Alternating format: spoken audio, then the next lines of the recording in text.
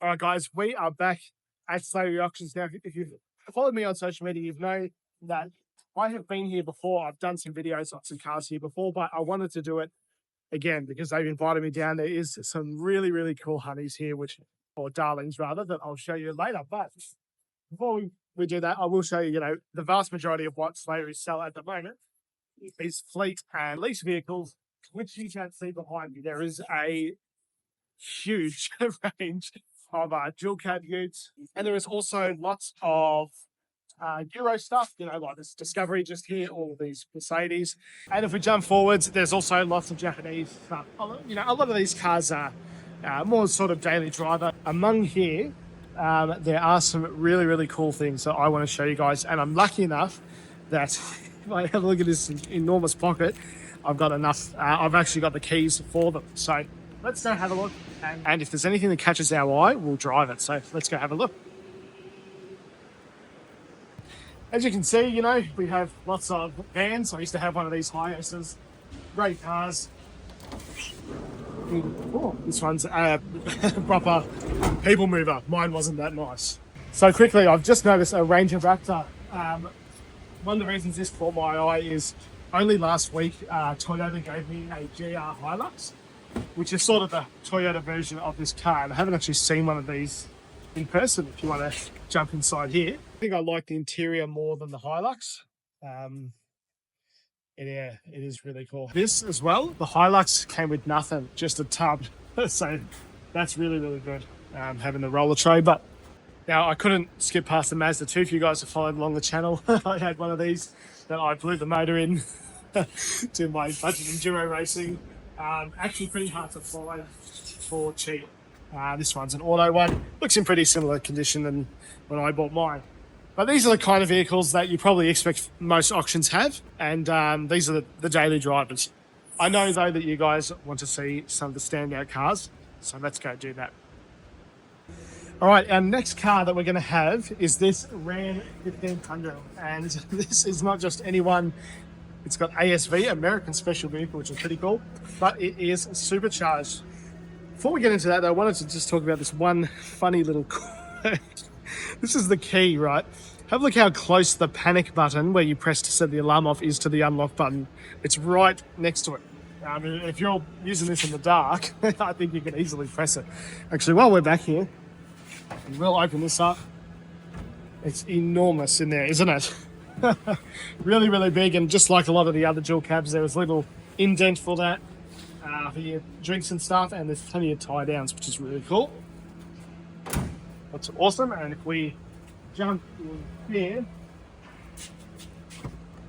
there we go. You can have a quick look at the interior. Very, very nice.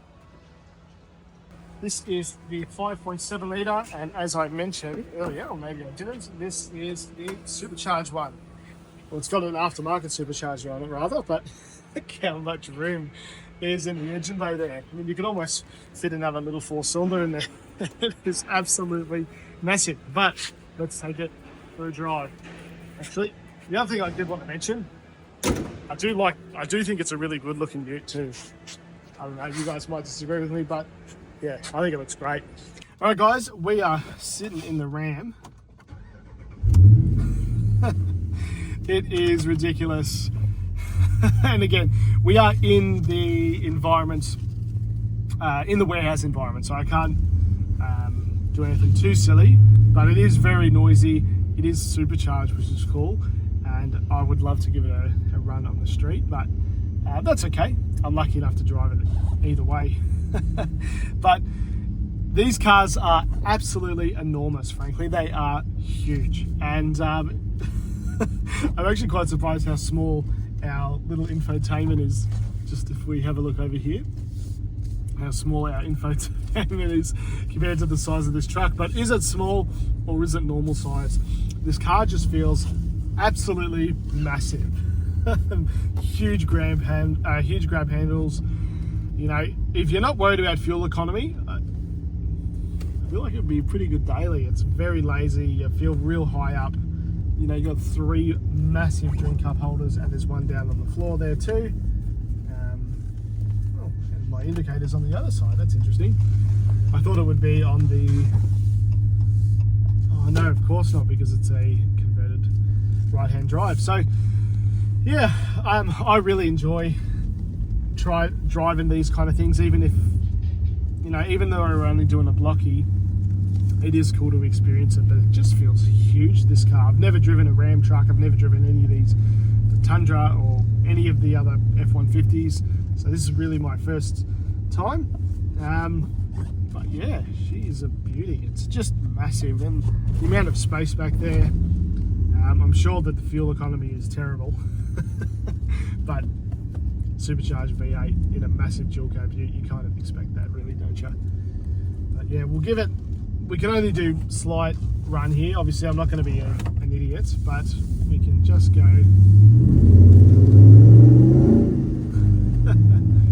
So yeah, that was only 40 or whatever. I don't really want to do anything more than that, but yeah, it's a really nice comfy car. On to the next one. All right guys, now we are in the Prestige area, and you can probably see there are some cool cars here, but we've got to move this Bentley Mulsanne out before we can get any of the others. And as you can see, I have about $1 million of keys here. These are really quite heavy, so come with me in the Bentley and we'll just do a quick lap and I'll show you what it's like, because it is pretty cool. Have a look at this. It's very, very fancy, isn't it? Look at that. Absolutely gorgeous. This one's only done 20 odd thousand Ks. It is very fresh still. Anyway, jump in the passenger seat, we'll go for a drive. All right guys, it is time to start her up. We will just take it around the block, and we're driving these cars. Of course, I can't drive them on the road. If anything happened to this, I would be in generational debt. So we're not going to be doing that. However, we are just going to drive a few Ks an hour just around the block. And one of the impressions of this car is that it is absolutely enormous. And I am very aware that I am driving a house. Very aware that I'm driving a house, and that's probably why I'm just being a little bit slow.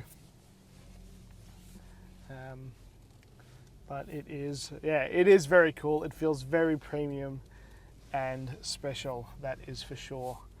Oh, I might not make this. Again, if anything happens to this car, that's me, that's it, I'm on the run, because one thing that's really cool about these though, double glazed windows, everything that you touch is metal or leather or timber. There is really no plastic at all. It does feel extremely premium, as you would expect from something that commands this price. Like, everything is just so nice. That is, you know, one thing that's quite weird is we have our fuel gauge just there. A little bit interesting. We have our clock and our temperature. We have a little thing in there. I don't know what that plug was for. That was just our doors locking, now that we're up to speed a little bit. But yeah, it does feel, it feels really cool. The Bentley in the seats, all the dials and gauges, it's really cool. The thing that's interesting as well is the speedo starts from the top rather than the bottom, like it does on most cars. But no, I do feel like royalty driving this. It's very, very premium. Yeah, paddle shifters as well, which I've just noticed. Yeah, it is quite fancy. It's probably a little bit too fancy for little old me in my VS Ute and the BA, the FG Falcon that we've got. But you know, I just thought I'd take it for a little waltz around while we move the next car. But again, it's not really my taste of cars, and frankly, I can't afford one. But it is, you know, if you're getting the chance to drive one of these, why wouldn't you? But anyway, the next car that I want to drive is also something that is really, really interesting to me. It is an Aston Martin Rapide. And the reason it's interesting is not only I've never seen one in person until today, but it is the four-door Aston Martin. And the reason that I want to drive it, again, we're only going to do the same little loop, but it is the same one that was on the Top Gear thing. So it's a four-door Aston Martin. The market for this car very, very limited, really. I mean, it's sort of in that supercar realm, and at the same time, it is a 4-door saloon car. So that's a little bit weird. But anyway, we'll quickly jump in that car and I'll give that a run.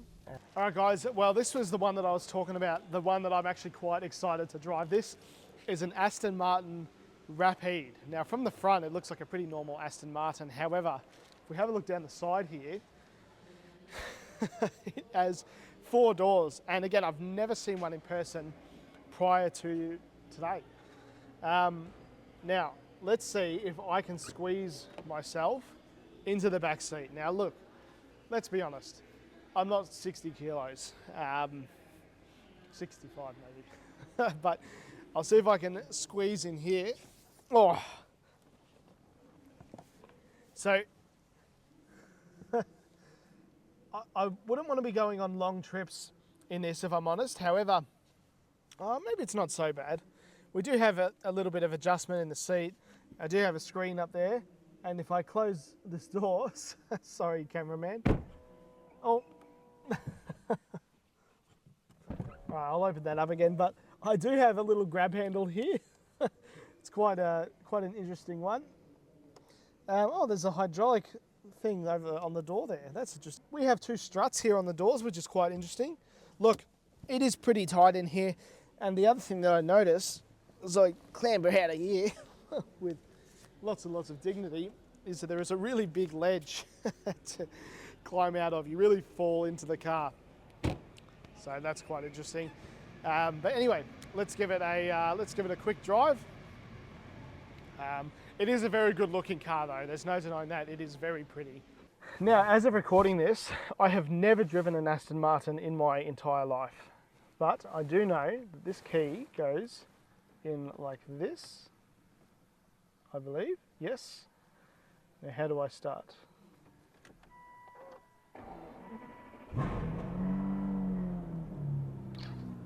I was not, oh, look at that. I was not expecting that.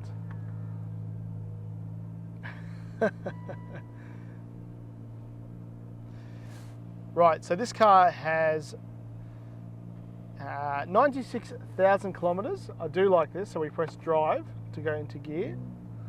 Now it is cold, so it's revving a bit high. I do have a handbrake engaged. Where is the handbrake release? I do not know.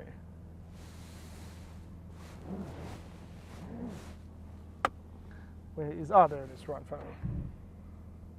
Okay. Now, the one thing that immediately I notice is that the windscreen is extremely narrow. It's like I'm looking, you know, sometimes when you have your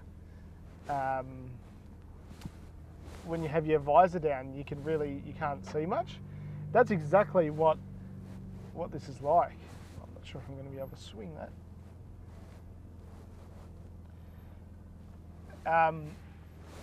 Reverse.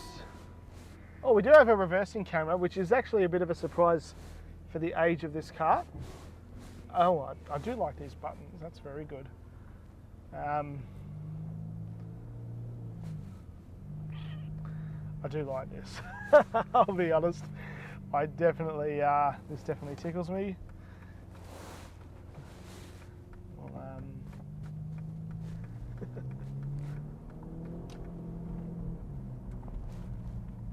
God, it drives really good.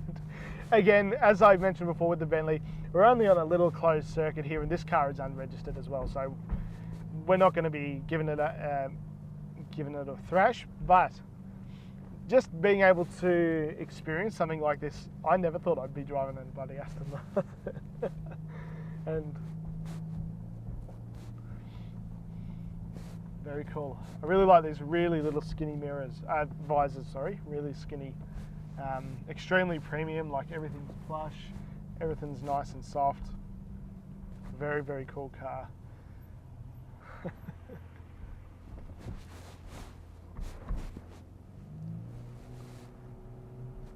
Makes me think of back in those Top Gear days when they did the reviews of all these. Obviously this car was brand new at the time. They versus this and a Panamera and a Maserati.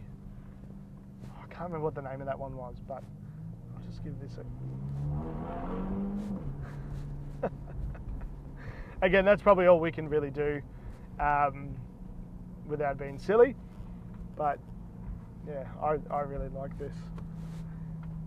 The only problem with these cars, as anything, is, you know, maintenance might trip you up a bit, but if you're aware of it when you're buying it, then, you know, it's not a Corolla, is it? I guess that's what I'm trying to say. However, this one's running great, and it does have big flappy pedals. Again, probably not much use using it here. We'll park this up, and I reckon we'll have another one. We'll grab another car. All right, handbrake engaged. And how do I stop it? That's cool. I do really like that. Very cool car, guys. That's probably the highlight. I do really like the key. Oh, another thing I really like is if you have a look down here, you can adjust the seat just adjust the camera woman's seat. You can adjust it there, which is really interesting, rather than on the seat itself. So yeah, on to the next car. We'll just have another walkthrough on some of these cars. This is an SL 320. Now, these were big dollars back in the 90s. This one around $200,000. A lot of money, a lot of money. Now, this is the 6-cylinder one. It's probably not right up there with the collectible ones, but it's definitely not far behind. And this is a honest one-owner car. It's not perfect, but it is very, very nice, and it does feel very premium in here. Only 66,000 kilometers, and very cream interior. Gorgeous car. This one is really cool as well. A lot of social media people end up with these. This is a Lamborghini Urus, and it is cool because this car really has helped Lamborghini a lot. They sold more of these in the first year of production than the last 10 years of the rest of the Lamborghini range. These really appeal to a totally different market than an Aventador or a Huracan or whatever. And if we quickly jump in here, you can see it is absolutely gorgeous in there. I definitely can't afford that, though, that is for sure. We have these enormous dish wheels, you can see that. Huge, huge dish. And the back seat is, yeah, just awesome. It feels and smells very, very expensive. And I guess that is because, well, it is, isn't it? It is. Now, there are a lot of cool cars here, the Lamborghini, the Mustang, the Aston Martin. But the next car that I'm going to show you, and it's probably the last one, is my absolute favorite of the bunch. And this one is currently for auction right now. This is a beautiful 1967 HR Ute. It is gorgeous. It has been restored, but it has been very, very lovingly restored. I mean, have a look at it. It is very true to its original self, standard height, still has a 161. Beautiful, beautiful car. The logo's fantastic condition, and it is a column manual 161. This car is fantastic. It really is gorgeous. I mean, have a look in here. You almost wouldn't want to use it as a ute because that is just so nice. The tailgate's there, everything's here. It's just a beautiful car, and as I mentioned before, 186, as you can see the badge there. Gorgeous car. I'm sure you've seen, I've made a few videos about this car already, and I'm sure, I haven't posted it yet, but I'm certain it'll get a big response on social media. It's a gorgeous thing, it really is. But enough talking, let's take this for a drive.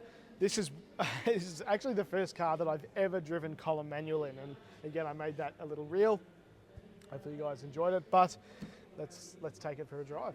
Now, as I mentioned before, this is my favorite car of the lot. And it's still worth a fair dollar, but obviously it's not worth the same as a Urus. Let's see if she starts. There we go, how good is that? So if I can remember, I believe, we'll let the handbrake out. I believe first is down. Yes, there we go. Now, you'll have to go easy on me driving this because I only have learned to drive column manual about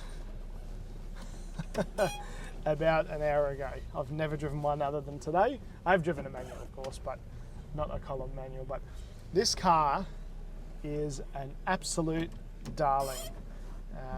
And we're not going to go fast enough to get out of probably second. It's only a 3-speed manual, 3-speed 186. But it's just an absolute darling of a car. Now, it's not exciting to drive in the same way that a VZ Club Sport is, right? But it's very enjoyable and it's a very happy car. There we go, I think that's second. Or is that third? No, there we go. Again, we can't go too fast because we're on this little thing and we're only going 10, oh no, our thing's in miles an hour. So look, you're probably, if you're watching this and you're a little bit older, you might be laughing at me, but this car's 60 years old now. You know, I have never driven one of these, and I do know because we don't have any synchromesh box, I believe I'll have to come, especially because I don't own this car.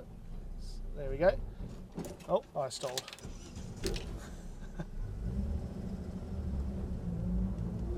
So first, and then second. I think that's second, yeah.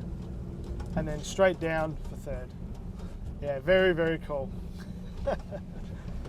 Again, it would take some getting used to. I hope you're not too harsh on me.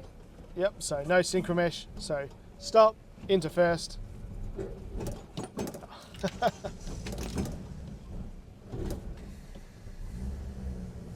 There we go. So yeah, it is a bit of a learning curve, and I'm sure if you're watching this, again, second up. There we go, second gear.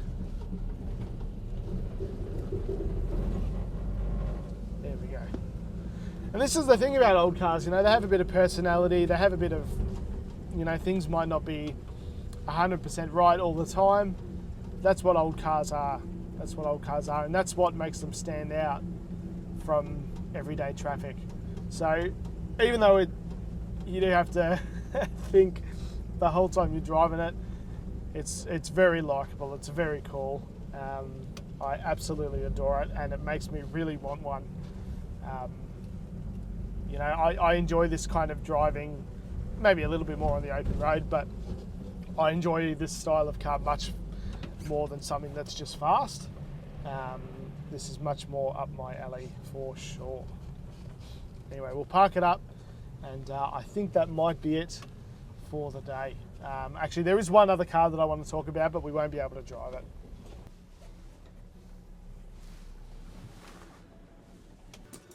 So out of the cars here, this one is my absolute favourite, but there is another one that I just wanted to show you. We won't be able to drive it, but I did want to show you, and it really shows off the variety of cars here. Have a look at this. This is a great example of a VN Berliner in a colour that you really, how often do you see a silver one? Original plates, very original car, original interior. Not the original wheels, but they are error correct. These are VL Calais. If we have a look in there, it's very, very tidy, 240,000 Ks. This one is a 3.8 litre V6, and you can also see we have some options there. So it has the electric antenna, cruise control. It is a power pack, very cool car. Look at it. It's such an honest old girl. I really, really like these. Look at that. But it really shows you the variety of stuff here. We've got everything from Mustangs to a Urus to a VN and a Bentley, and all of the fleet vehicles that I'll show you. I won't go into depth, with the fleet vehicles. They are great, but they're just not as interesting as some of this other stuff. I hope you guys have enjoyed this. I know it's a little bit of a different video, but I thought that, they invited me to come down and have a look at the HR, but I also wanted to, show off what they do. And if you're, looking for a fleet vehicle, or if you wanted to sell a vehicle, then they are really growing, especially their prestige area. This area, there's even more than when I came last year. In fact, there's a lot more. And I think that that's a little bit of a direction that they want to take, is some of these prestige stuff or some of the classics like the HR. like the Mustang and like some of the old Chevys and all that stuff. But it is cool having the Rapide and you know, some of those other older Mercedes and BMWs. Like, that stuff's really, really cool because you just don't see that stuff on the road anymore. It's all in the sheds of collectors, so it is really cool to see it out in person. But anyway, hope you guys enjoyed a little bit of a different video, and I will link some of the stuff down below, some of the auction house information, and I will link the HR if it's still available when this video comes out. But yeah, I hope that you guys enjoyed, and thank you for liking, following along and subscribing. I really, really appreciate it. And a big thank you to Slattery's for hosting me, giving me something to do for the day. And I've really enjoyed myself sitting in Lamborghinis and sitting in Bentleys and driving other cars that I never would have had access to. But yeah, my favorite of the pick was the HR. So thank you guys for watching.